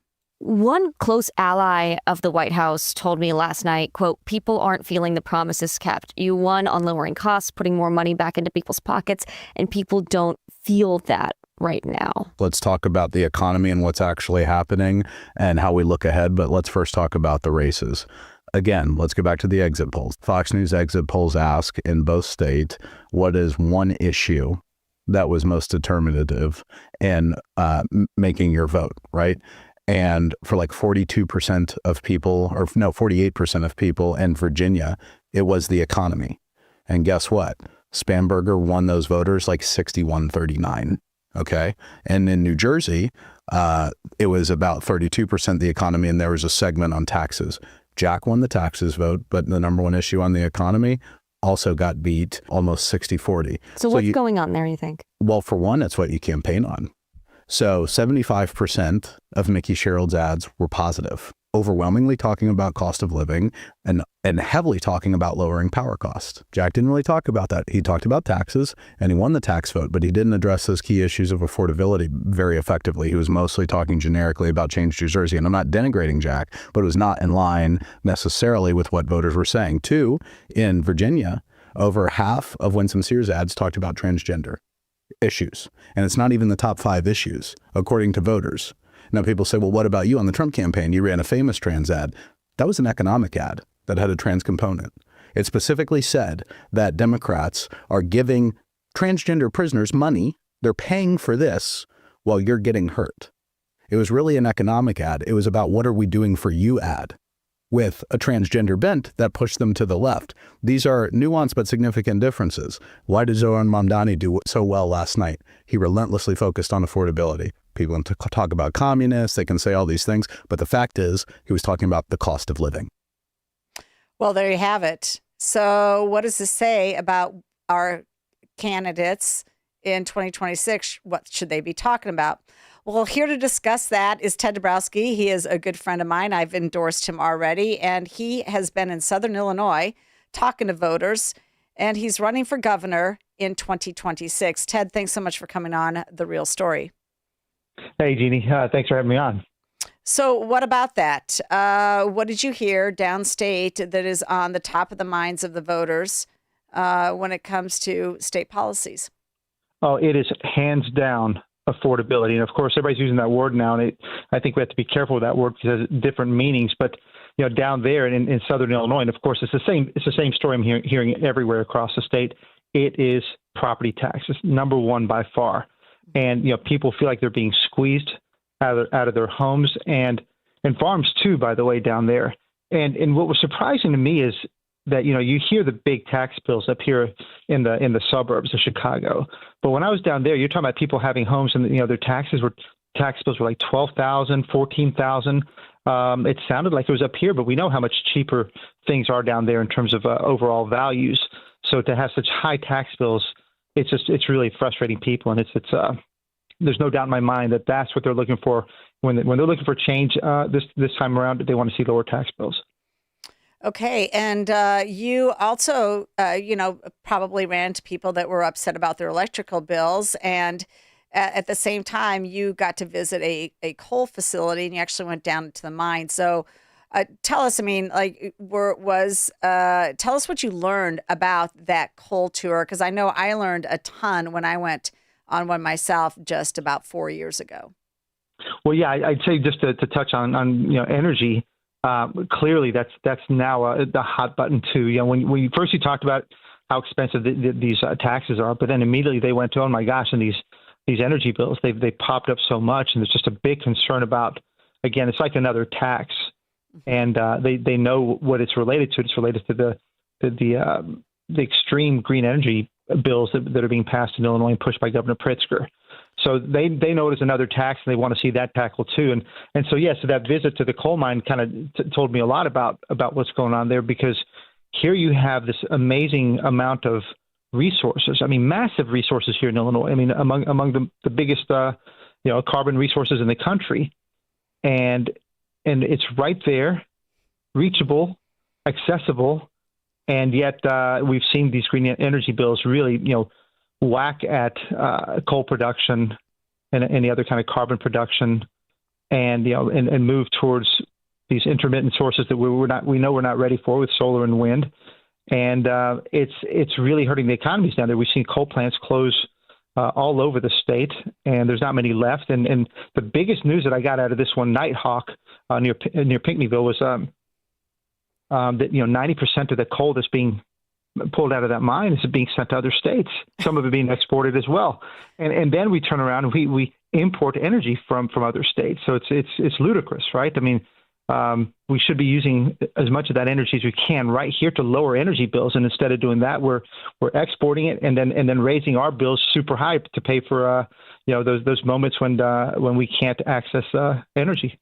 Well, it's just all such a charade to them. It's all false pretenses. Oh, we're going to shut down the coal plants in the state of Illinois, but we're still mining and producing and shipping the actual product, the actual coal, to other states. They pump it up to the grid. They burn it in coal plants in other states. And in some cases, coal plants that likely are older than some of the ones that we have, or dirtier than the ones that we have, certainly dirtier than Prairie State Energy Campus, which was when it began its production, was the cleanest coal plant in the entire country. Listen, it hasn't gotten worse since then. It's only gotten better. And so we're sending that coal out of state. They burn it in plants that we wouldn't allow to operate here, and they send it to the grid. And then Ameren literally said in testimony that 80% of the electricity that they send to people's homes and businesses in the state of Illinois is from out of state. This is a joke, what we're doing. It's amazing, right? It's amazing. And then Governor Pritzker gets to run around and say, listen, I'm doing more and more clean, right? That's what he gets to do from a political perspective, not just in Illinois, but he's doing it around the world. And it's just like you said, it's a charade. I think it's a perfect word. And and what's amazing about all this is, you're talking about a massive infrastructure that and a number of jobs that have been there for a long time. A lot of towns' livelihoods have depended on this, and it'd be one thing if they were being shut down for real reasons and for real economic reasons. But we all know the subsidies, the massive subsidies that go towards solar and wind and all that, and it's not a fair playing field. It's not a free market. And we know that, and I think Illinois is extreme for this, and this is why it's so painful for downstate, which is for so long depended on a lot of those jobs and for that as part of their economy. Yeah, not to mention, we've talked a lot about the Goshen deal, and I know, I mean, I don't want to harp just on this issue, but I think it's it's an important issue to me. But apparently in the Mantino Vedette, it's a newspaper down there, there's a huge headline, Goshen, Illinois applauds passage of energy legislation.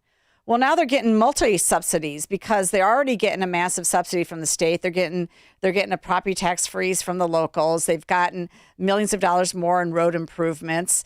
And then now with this new energy bill that passed, $8 billion in new revenue going to wind, solar, and batteries, they're going to get subsidies. They're going to produce batteries that are also subsidized in a different way because it's a requirement. It's through an RPS standard, which is nothing more than a subsidy because it mandates that you have to produce it at whatever cost. It's insane. Yeah, and we're talking about billions of dollars here again, and God knows how that will all eventually be. How do you want to say priced out and charged out? But we can't trust that. We've seen what's already happened in our system so far with all this green energy push. So we know it's going to just mean bigger and bigger bills by far. I mean, it's just hard to predict how much. Okay, Ted, we're going to take a very short break. If you could hang on, I got a few more things that I wanted to chat about. We'll be right back. This is The Real Story with Jeanne Ives. Whether you're climbing the corporate ladder, launching a new project, or just looking for that extra edge, your brain is your most valuable asset. Now there's a way to support it every single day, Think Factor. From the makers of Relief Factor, Think Factor is built to help you stay sharp, nurture your memory, boost your attention. It unlocks the mental clarity and precision you need to stay ahead of the game, no matter the challenge. After a few weeks of taking Relief Factor, I noticed a dramatic difference in my focus, my memory, my concentration. And look, the longer you take Think Factor, the better it works. This is not a one-off. You want to take Think Factor regularly. If you're a go-getter who refuses to settle, Think Factor can help you perform at your best and keep your edge. Call 800-4RELIEF. That's 800-4RELIEF, or just visit ReliefFactor.com to order Think Factor. Go to ReliefFactor.com or call 800-4RELIEF. Your first bottle is just $19.95. Think Factor. Think clearer, perform better daily with Think Factor. Making the switch to a new communications and IT company may seem like a big ordeal, but if you're not getting the reliable support, consistent internet, and secure solutions your company needs, meet Access One, your local Chicagoland IT experts. Access One has been powering Chicago businesses with secure, reliable IT solutions for over 30 years from our headquarters right here in the West Loop. Whether it's VoIP phones, dedicated internet, managed cybersecurity, cloud backups, or 24/7 support, Access One is here for you. Serving thousands of companies from Naperville to the North Shore, Access One is Chicago-owned and Chicago-run, a trusted IT partner for law firms, clinics, tech startups to manufacturers. We'll make the switch easier than you think. Let's talk. Call 800-804-8333 or visit accessoneInc.com. Rated top 5% in customer satisfaction and a Better Business Bureau A+ rated business. That's accessoneInc.com. Tech made personal locally.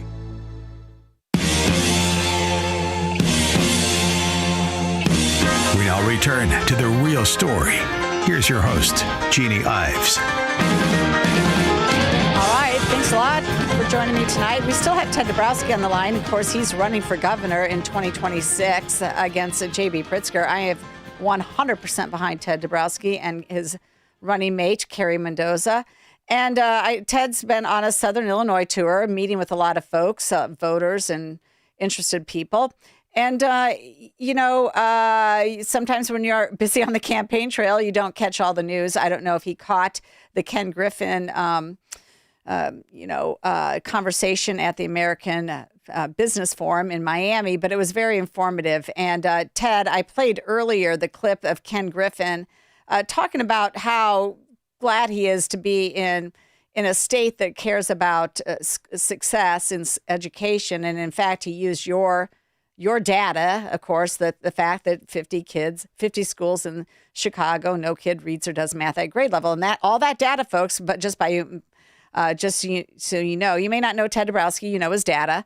And I always say that because he's been studying the problems and the issues. Well, Ken also had a lot more to say, and he compared some other things that dealt with Chicago. Here is Ken again, just a 1-minute clip on his move to Miami, just a little bit more information on that. So 2022, you move your family down here. Any welcome to Miami culture shocks for you?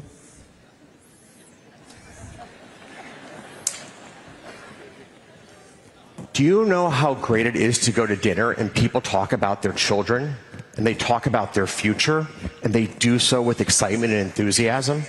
We lost that in Chicago in the last 10 years. Dinner in Chicago would be about crime, about cronyism, about failed policies in the state. It is so refreshing to be in a city where people talk about tomorrow. And I think that's a really important topic here in a roundtable on business. Entrepreneurs are people that believe in tomorrow. It's really tough to start a business. Don't kid yourself. You don't own your business owns you. So you have to have a great deal of optimism about the future of where you live, the community you're part of, the country you're part of, to start a business. And it is so great to see the optimism that we have here in Miami. It's really special. So Ted, so many Illinoisans that we run into, it's well, I'm going to leave when my kids get out of school. I'm going to leave when my parents die. I'm going to leave when I retire. I've got all this, I've got check marks and I've got a calendar on a wall and I know when I'm leaving. And so many other people are my job's here, my family's here. I can't move away. This is where I grew up. I don't want to leave. But they don't have this sort of optimism and this outlook on life that you find that Ken Griffin obviously has found as he moved to Miami. Now, he probably always had it because he's a wealthy guy and he's a self-motivated. But yet, tell me, what was your experience in Southern Illinois with the voters down there, and how do we get the entire state back on track? Well, this is my main message when I was down there is, and I kind of interesting to hear Ken Griffin say it, but we should be a top 5 state in this country for economic growth, for economic opportunity, for job creation, for wage growth, for education. This is a state that's just, we all know, we've all talked about it all the time. We've got abundant resources and we've got the best resources for many things. And so, why aren't we competing with Tennessee and with North Carolina, not to mention Texas and Florida? And it's because we lost our mojo. We don't think that way anymore. We've lost our optimism that we can be a great state and that we can compete. And, everybody shrugs their shoulders and said, oh, this is, Cook County, or our government's too corrupt. And we've lost our ability to be positive and to think big about this state. And a lot of that has to do with, of course, our government. And so Ken Griffin is right. It's like when you go to some other states, they're not stuck in the thing that we're stuck in. And so we have to flip all that. And I think it really starts with, again, a new mentality, a new leadership. Pritzker's the old stuff, right? He's doing the same things that Madigan did before him, and all the others did before him. We're trapped in a high spend, high tax, a corrupt system. And if we're going to change it, we're going to have to start over and think in business terms and think in being a great place again. And that's really where we have to go to. So I think that's what people want to hear. They're tired of hearing the same old thing. They don't want to hear we're going to freeze taxes. They want to know how we bring down taxes, how we create jobs. My gosh, people want jobs down there. That's the biggest thing, because they know that all these high taxes are pushing jobs out. Right. And I mean, they're famous for actually having a lot of government jobs down there. Prisons and schools seem to be the primary employers down in Southern Illinois. It doesn't have to be that way. What were some bright spots? Tell us some bright spots that you found. I mean, other than just the landscape's just beautiful. No, yeah. I mean, besides the beauty, which was awesome, and I saw 13 different counties in just a few days. I'll tell you the big thing that you don't hear up here, but Marion in that area is really booming. I mean, I was in an area. The first meet and greet I went to. I met a 24-year-old electrician, And he was a little unhappy with some of the union bosses he had with it. But he says, look, he said he was getting so much work. They're building tons of restaurants there along the two highways there, and just a lot of growth. So you actually felt this positivity, which I haven't felt in Illinois, in a long time. So I saw a lot of that, and there's a few other areas that had growth as well. So that was very positive for me, and made me think that there are things going on elsewhere. But if we could just when you think about the Peorias and the Decatur's, they're struggling, and we need to win. We need to win companies just like Tennessee and Georgia and others are winning, because we don't get those deals right now. We're too ugly in terms of debt and taxes. So those are the kind of things we have to change in order to win companies to invest right here where we are. I couldn't agree more. Well, thanks a lot. I appreciate your time tonight, and I'm sure that you are going to be busy every single day until. Maybe you get a break at Christmas. Maybe you'll get just a small little break at Christmas. I don't know. It's fun. I like, you meet people who are upset, but I think they still have optimism. They still want change, and that's what's exciting. I don't see people having given up yet. They're not happy, but they haven't given up yet. So we have to fill that hope with the good ideas and a lot of energy. Absolutely. All right. Ted Dabrowski, he's running for governor next year. And and he joined me on The Real Story. All right. Very good. Okay. So I wanted to get back to this Politico conversation, this podcast that they had. And, he also talked about the Trump economy. I think this is another thing that people need to be aware of because it takes sometimes, real solutions. And Ted's going to learn this too. Everybody should learn this. Everybody should know this. Sometimes it takes a while for the things to turn around. They're not just instantaneous, which is what people want, instantaneous gratification. They want a Mandani to come in and essentially take over the apartment building and just set the rent at whatever he wants to set it at. That's not how it works. It takes a lot longer time to get real policies in place that affect things. And so, again, this is James Blair. He works for Trump Deputy Chief of Staff on with Politico on the podcast, The Conversation. Do you worry, because some Republicans have raised this to me privately, that they're concerned that Trump might be falling into the problem that Biden had, which was talking very positively about the economy while a large segment of the American people did not feel like the economy was good for them? I think the president is very not tone deaf, and the president will take all of the feedback from last night and he will calibrate what he emphasizes sort of rhetorically, very specifically. You've seen him do this before. He knows how to sort of use the dials and sort of communicating to voters what's going on and what he wants to do for them. But importantly, there's a difference between Biden. With Biden, inflation was actually surging. That was actually happening. We were actually seeing these giant price increases. So they were saying it wasn't happening, but it was. That's not true right now. Inflation is flat. It's been flat all year to declining. That still means prices are high for folks, though.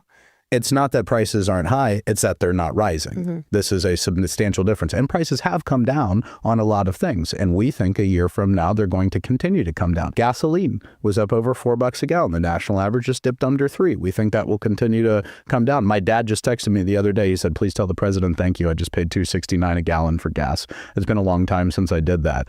There still has to be time that takes hold. 2, people are going to get money back in their pocket. They're going to get tax cuts and they're going to feel these things in April. And guess what? Every Democrat on both sides of the aisle voted against 100% of those. So people are going to get money back in their pocket that they're not really aware of right now. And their withholding is going to change in January. They're going to see more money in their take-home pay as a result of that. So there's a lot of game to be played. This is just a moment in time. We're a year out. Well, isn't that interesting? And to just go on along with that, here you go. Apparently, in a post on Truth Social, Trump lambasted his opponents of his tariff policies as fools. And then he promised that $2,000 would not be issued to high-income people, but it would be issued to other people. They would become recipients. So taxpayers are going to get a $2,000 tariff bonus from Trump. So, I mean, they sent out the COVID bonuses during COVID, and now Trump looks like he's going to send out $2,000 tariff bonuses to people as well. This is it's getting interesting. I think that as much as the elections earlier this week kind of were expected, at the same time, they know that Americans are looking to affordability as part of the solution to their woes, and certainly giving them a tax break, through the big beautiful bill, isn't necessarily going to show up. Sometimes people don't pay attention. They don't understand that their withholding is less, and so they're getting more in their paycheck. They just don't see it. But man, when the Treasury sends you a $2,000 check, you're like, looks good to me. And so Trump's trying to make good on promises about keeping things affordable. He knows his long-term solutions will take a lot longer. So that's what we have. We do have politics going on when it comes to this stuff. Certainly that's going to be the case. And we'll be right back. After this, we're going to talk with the watchdogs. And we're going to do a little bit of a remembrance on this 36th anniversary of the fall of the Berlin Wall. John Kraft wanted to talk about that a little bit, so we're going to discuss it as well. We'll be right back. This is Jeanne Ives on The Real Story.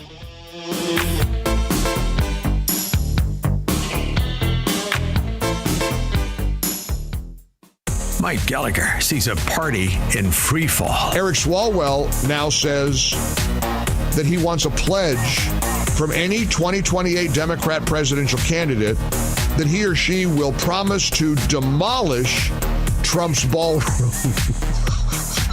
I'm not making this up. Let's just stipulate that the Democrats are in a free fall right now. The Mike Gallagher Show, weekdays at 9 on AM 560. The Answer.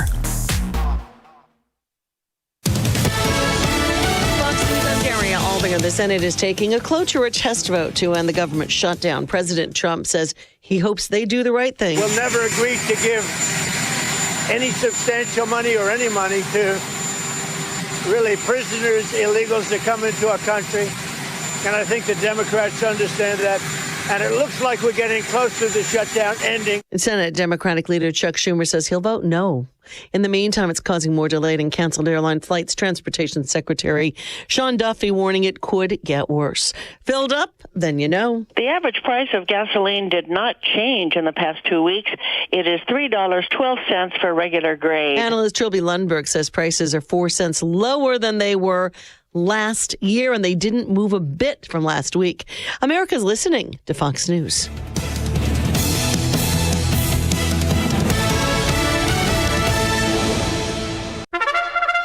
It's Reveille.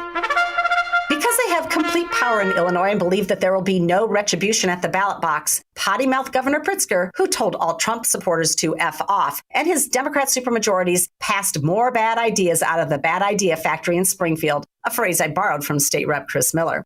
In less than 2 days, the Democrats raised taxes by $10 billion, gave complete control over decisions regarding energy to an unelected board appointed by the governor, raided the road fund to bail out Chicago Transit pensions, passed assisted suicide, and much more.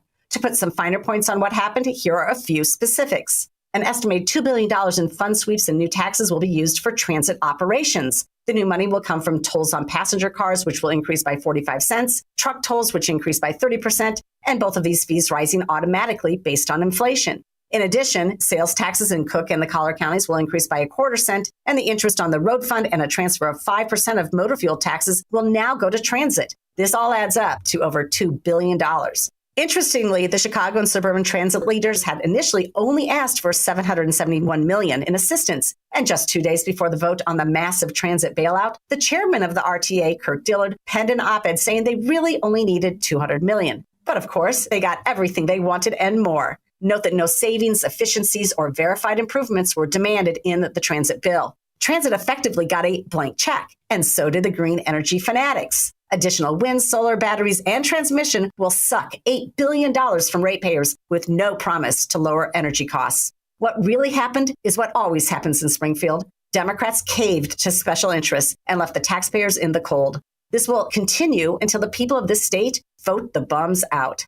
I'm Jeanne Ives. Join me on Sunday from 7 to 9 p.m. and sign up for my newsletter at breakthrough-ideas.com. In a shocking new 5-part series from Kevin Sorbo, Prescription to Kill reveals a lethal FDA cover-up. Americans have witnessed a dramatic rise in mass killings. At a school, a house of worship, a crowded theater, a packed concert, leaving behind a trail of death and destruction.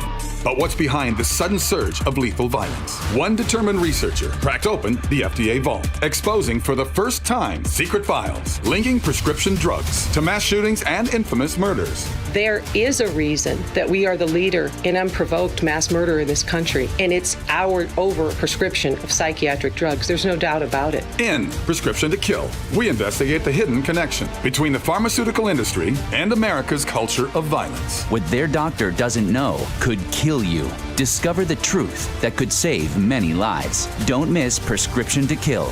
Watch it now on salemnow.com. That's salemnow.com.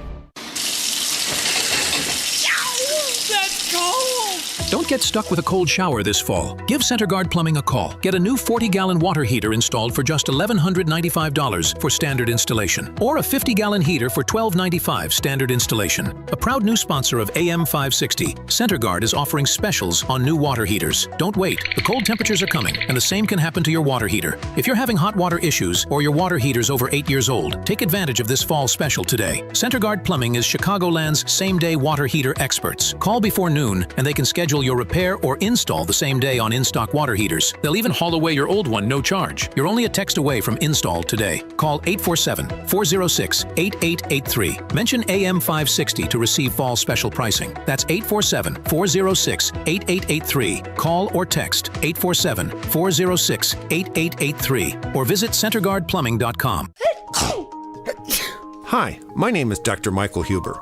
During cold and flu season, a nearby cough or sneeze can trigger a familiar dread, that helpless feeling of being defenseless against an invisible viral threat. But what if you could change the narrative? What if you could fortify your body's natural defenses? This is why I developed Virago, the immune enhancement cocktail designed to give your body the upper hand. Virago is more than a supplement. It's a revolutionary liquid formula packed with 23 powerful natural nutraceuticals for rapid absorption. This unique blend is scientifically crafted to help build resilience and keep you protected. Don't just hope for good health. Make it happen with Virago. Virago and Maha, making America healthy again. Virago. Order your bottle today online at myvirago.com and use coupon code IMMUNE to save 30%. myvirago.com. Coupon code IMMUNE. We now return to the real story. Here's your host, Jeanne Ives. Well, it's that time of the night when we have the watchdogs in for a conversation. John Kraft and Kirk Allen join me tonight. And John, thanks a lot for teeing this up. I included a picture of my husband, my mother-in-law, and my sister-in-law in April of 1990, about 6 months after the Berlin Wall fell. We happened to be stationed there. I was a young officer at that time, so was my husband. We were living there in Germany, in West Germany. It was West Germany back then. And in fact, my awards from that time frame all have the outline of West Germany because it was not just Germany at that time. So anyway, it was a monumental moment in my life. I do remember that, and I grabbed the Stars and Stripes from the day that the wall fell, which really was kind of celebrated between November 9, 10, and 11. Of course, it started to chip away on the 9th, and then, you had like massive amounts of people rushing through shortly thereafter. But John, you brought this up. I just a little bit though about that. The National Geographic, they had a really nice little tutorial about it. The wall was almost 27 miles long. It was actually erected in haste. It was protected with barbed wire, attack dogs, 55,000 landmines, and it stood between 1961 and 1989. And what happened is in the wee hours of August 13th, 1961, as Berliners swept the GDR, which is East Germany, began building fences and barriers to seal off entry points from East Berlin into the western part of the city. The overnight move stunned Germans on both sides of the new border. And as soldiers patrolled the demarcation line and laborers began constructing a concrete wall, diplomatic officials and the militaries of both sides engaged in a series of intense standoffs. So thousands actually came across the border as quickly as they possibly could, came through whatever portal they could, and the rest is sort of history. As a number of people tried to escape. A number of people lost their lives in doing that. John, what are your thoughts about this being the 36th anniversary of the fall of the Berlin Wall? Well, it's been a long time. Some people may not realize it, especially the younger people, but the Berlin Wall was only a portion of the fortified barricades. The entire border between East and West Germany was fortified with mines and guard towers and wire and everything else to keep the East Germans from migrating over to West Germany. And the East Germans, or the Russians, were the ones that were keeping their people basically hostage all those years, 28 years. I never made it to Berlin to see the Berlin Wall, but I did witness the border between East and West Germany. It was something to see. Oh, absolutely. I mean, I actually had, I spent all my babysitting money and my bean walking money to go on a trip to Germany with the University of South Dakota. They were taking a trip over there. And of course, my neighbor was the German professor, and my other neighbor was the other German professor, whose wife I took violin lessons from. So I knew everybody pretty well, small town. And so I take this trip with my brother, with a bunch of university folks, and we go over to Germany for three weeks. And we crossed, we flew into Hamburg, we got on a bus, we crossed the East German border, and the Russians boarded the bus with their AK-47s strapped around them, and they looked intently at all of us. A complete silence in the bus. Complete silence. Nobody moved. Nobody said anything. It was a very serious situation. They get off the bus. After checking us all out, we get over to Berlin and go through the gate. And then we actually went through Checkpoint Charlie and into the other side of East Berlin, because one of the professors actually grew up in East Berlin, grew up in East Germany. And so he knew particular people there, and we were escorted to a very nice lunch, apparently one of the more fancier joints in town. But it was very depressing, actually, that it was night and day between the vibrancy of West Berlin with all of their underground bars and the Kuhdorf and the you name it, and all their nice museums and stuff, compared to East Berlin, which was just your Soviet style architecture, kind of like the Obama Center in the center of Chicago now. Looks just like it belongs in East Berlin, quite frankly. But I mean, it was dramatic, and I just think that part of the reason that you get a Mandani is the fact that you don't have kids who are able to kind of go through a situation like that. They're not going up to the North Korea border and experiencing that. They're just not. Nobody's flying there. But they're not even teaching them. They probably don't even know. Kids nowadays probably don't even know what North and South Korea are. I wouldn't doubt it. I just think we have a huge lack of education about what does communism look like. And socialism, it ends up in communism. Let's be honest. That's where it ends up. So, I mean, we should be remembering this anniversary. It was a huge deal. And Ronald Reagan, peace through strength, Mr. Gorbachev, tear down this wall, is what brought down the fall of the wall. His leadership brought it down. So that's right. Kirk, did you have any thoughts?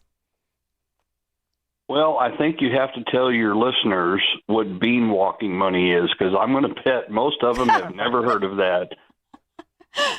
Hey, that's when you walk the bean rows and you chop out the weeds, and you're given basically a very, very sharp knife at the age of 8. And that's what you do when you grow up in South Dakota and your uncle's a farmer. That's what you do. Yep, all of us that have grown up around a farm completely understand that, but I can't tell you the last time I saw any bean walkers. Yeah, no, they don't do it anymore. It's all like a chemical thing or whatever. So, yeah, that all went the way of technology, I guess. There's a job that was outsourced and then replaced with technology. Well, okay, great. Well, we kind of just blew right into the break, which is fine. But John, I'm going to be honest with you. We're going to go to Kirk's stories when we get back from this break because I want to hear about the Dolson meeting that you guys all went to. That's fine. Sounds Thank you. great. Okay, we'll be right back. This is The Real Story with Jeanne Ives.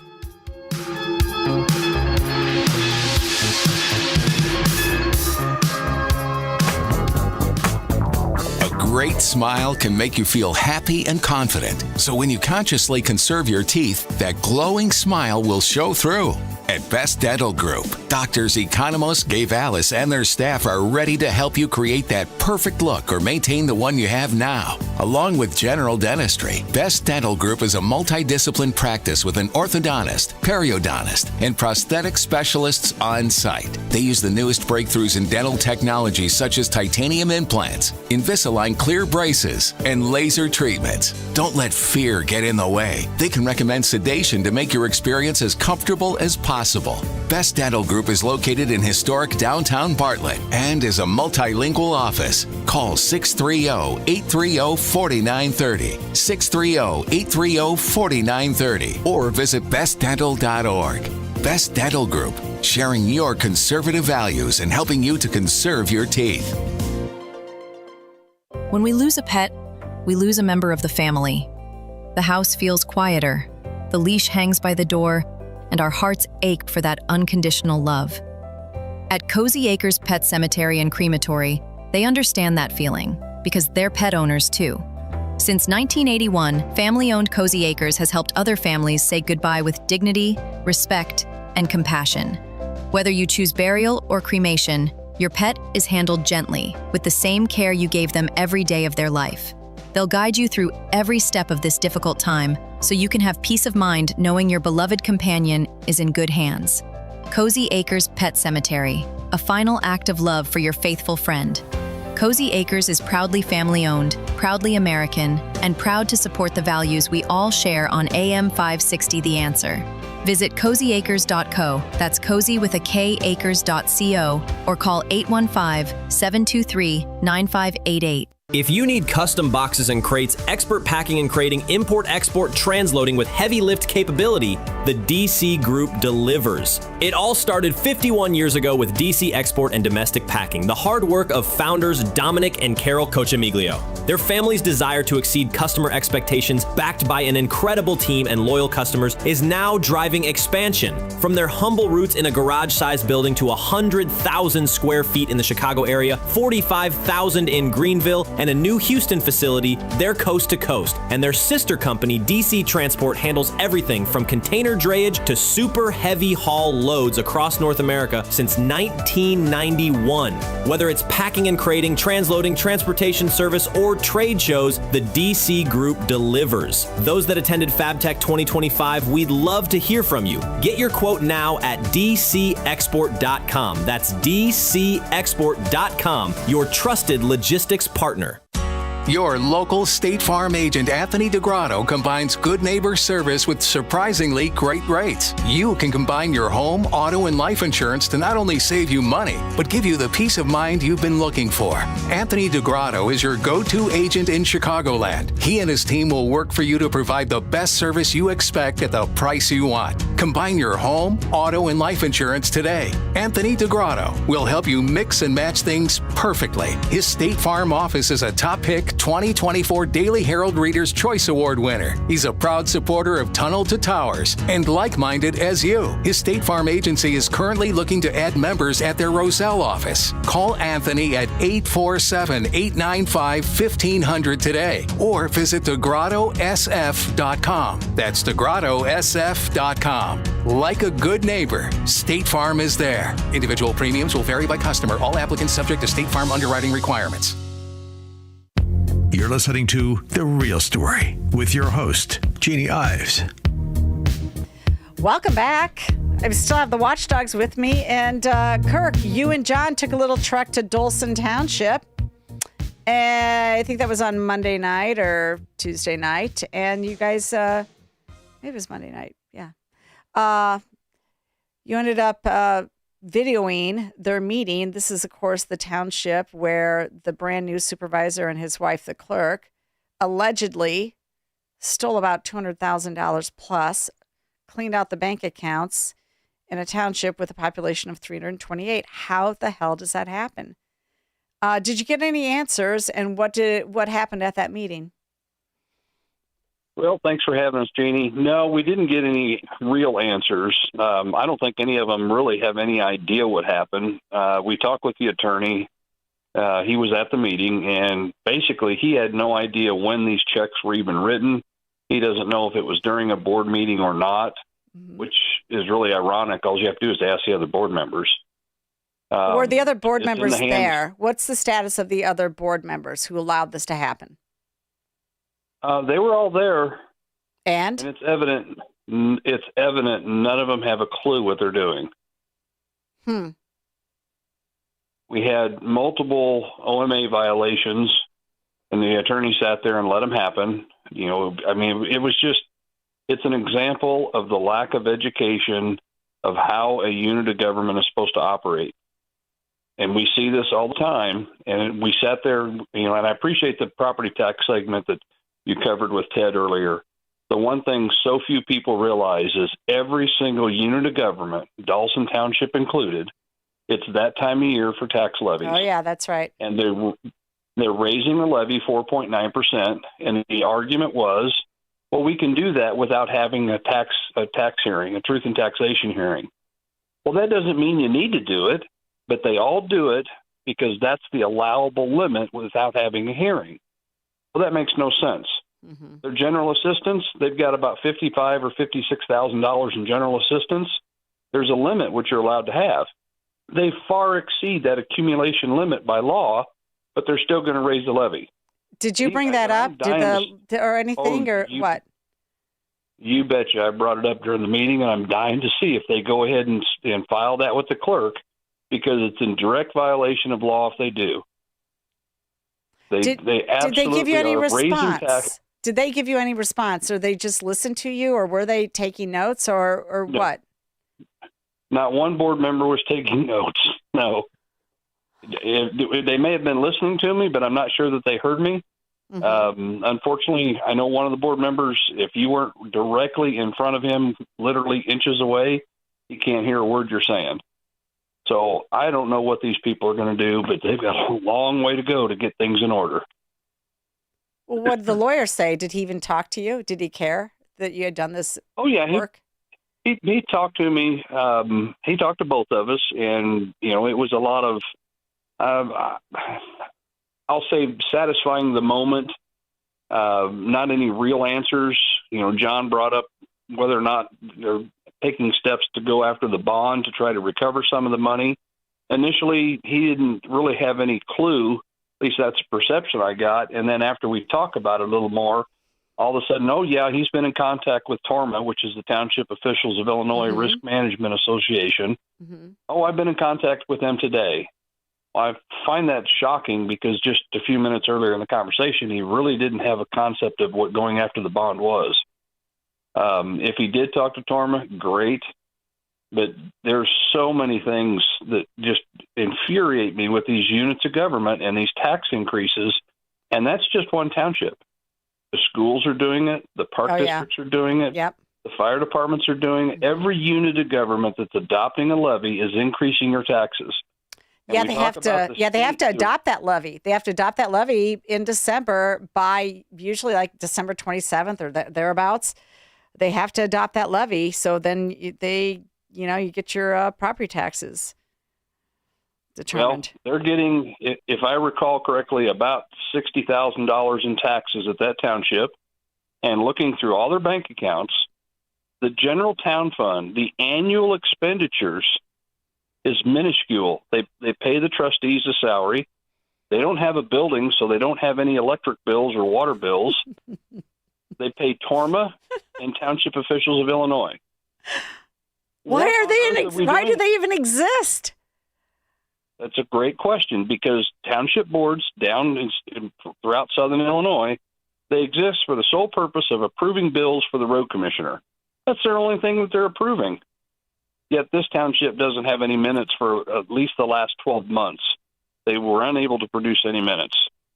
And they're not putting out any general assistance because they only spent a few $100s on that or something, even though they have $55,000 in their account. And the general assistance, you're right. And the general assistance was not general assistance. It was what's called emergency assistance. Oh yeah, that's right. It was payments to a vendor. Well, we don't know who the vendor was. For all we know, it was the supervisor and the clerk's electric bills. We don't know. But the bottom line is their max limit is less than $400 a year for accumulated funds in that account based on what they've spent. They've got $54,000 or $50-some thousand in that account, and they're going to raise the levy another $4,000. Well, okay, you obviously everywhere. Okay, I did watch the beginning of your meeting, but quite frankly, I just couldn't take it. You know, the new supervisor or the temporary or the acting supervisor was just kind of droning on, and I mean, she probably doesn't know exactly what she's doing, but I just couldn't wait to get it. But did anybody in that room listening? Because there were a few people that did show up. What, about 20 or so? Did any of them understand they were being taken advantage of? Did any of them say anything afterwards about increasing the levy when they just got robbed and they don't need it? No, I didn't really hear anybody discuss the levy. Some of them, I think, believed, at least after the meeting, the conversations was, well, they need to because they're broke now because they got robbed. But the reality is nobody asked the key question. Mm-hmm. How much are we spending a year? Mm-hmm. What are we levying? What's our total levy and how much are our actual expenses? Nobody asked those questions. The board didn't even talk about the levy. It was a motion and a vote. They didn't even do a second or a discussion. They have no concept of what Robert's rules are. And we've offered suggestions. I sent the supervisor several suggestions, offered help. We do classes for elected officials to try to educate them on what they're supposed to do. And we'll see whether or not they want to follow through with it. But I'm telling you, this time of year is infuriating because our county board did it this week. This Dawson Township did it, and every other unit of government is out there raising your taxes 4.9%. And when you start adding up, 7, 8, 9 different levies on your tax bill, and they're all doing this, basic 5% increase every year, it's killing people. Yeah, you have another story out that the Edgar County Board held its tax and hearing. So they're doing it early on November 5th. Well, no, that's just their tax and hearing. Then they'll approve the levy in December. The room was standing room only, with many standing outside the room. Was clearly not big enough for the turnout of concerned citizens.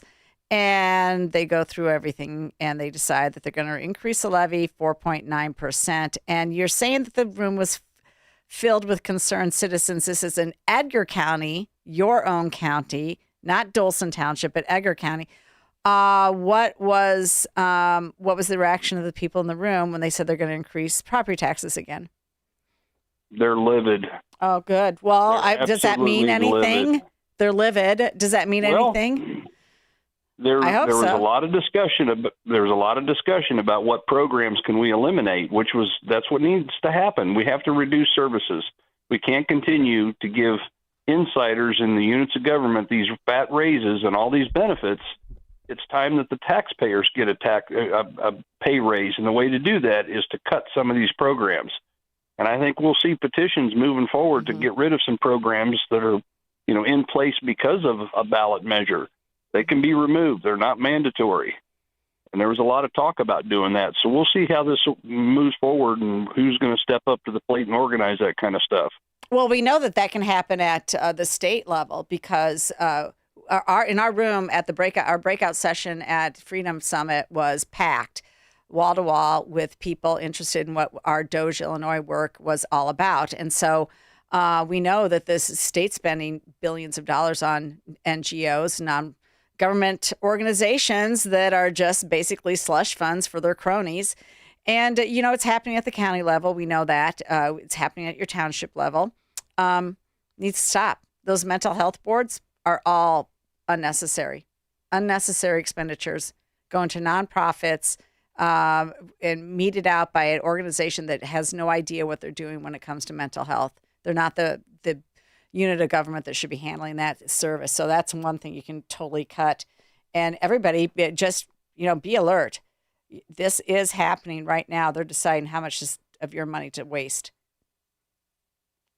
Yeah, that's what I said during the meeting. These people, they need to open their eyes and start putting those eyes on paper that every public body that, is in their unit, or on their tax bill, because all of them are going up. All right, John and Kirk, thanks so much for joining me tonight on The Real Story with Jeanne Ives. I really appreciate your insight. And oh, by the way, if you're a Cook County property tax owner, guess what? Your bills are showing up and are due December 15th, 10 days before Christmas. Merry Christmas from Cook County Democrats. And I'm with attorney Bert Hochberg from the law firm of Schiller, Ducanto, and Fleck. We're talking about divorce arbitration. This is not really a new, or is it a new, innovative way to go through divorce? Arbitration has been around for decades.